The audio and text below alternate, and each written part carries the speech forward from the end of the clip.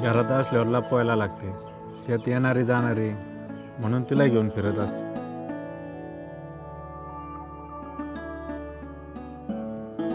मला वाईट याचं वाटतंय की तुमच्यासारख्या सभ्य माणसाचं वाटोळ होत आहे. पण मी तरी काय करू, मुलींचं असंच होतं. आधी स्वतःच्या आयुष्याचं वाटोळ होतं आणि मग त्यांच्यामुळे अजून कोणाच्या तरी.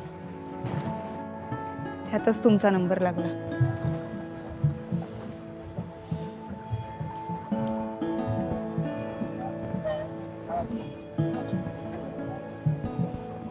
तुला जर एवढं कळत होतं तर 1 तासभर बोललो होतो की आपण.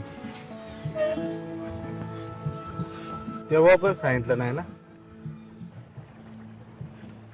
नसतंच सांगता आलं. कधी लग्न होईपर्यंत पण नसतं सांगता आलं ना.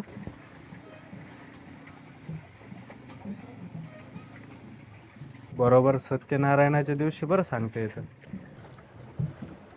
नसतंच सांगता आलं. हे सगळं कळण्यासाठी बाईच्या जन्माला यावं लागतं. पुन्हा तोच प्रश्न. आता पुढं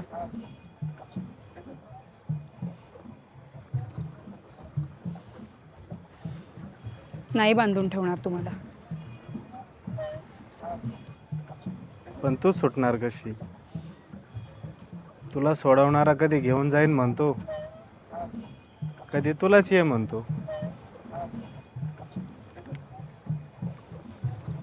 डेअरिंग केली ना तर मग मला रिस्क घेता येईल आणि तुला पण सोडता येईल.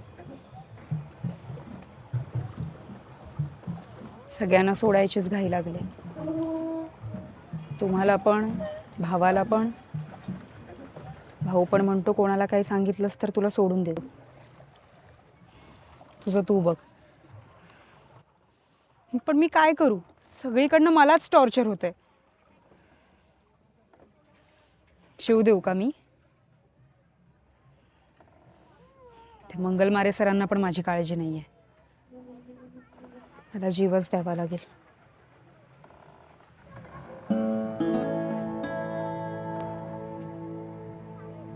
बरं आता हा ना पॅन्डेल 5 मिनिटं वेळ झाला तरी एक्स्ट्रा 100 रुपये द्यावा लागतील.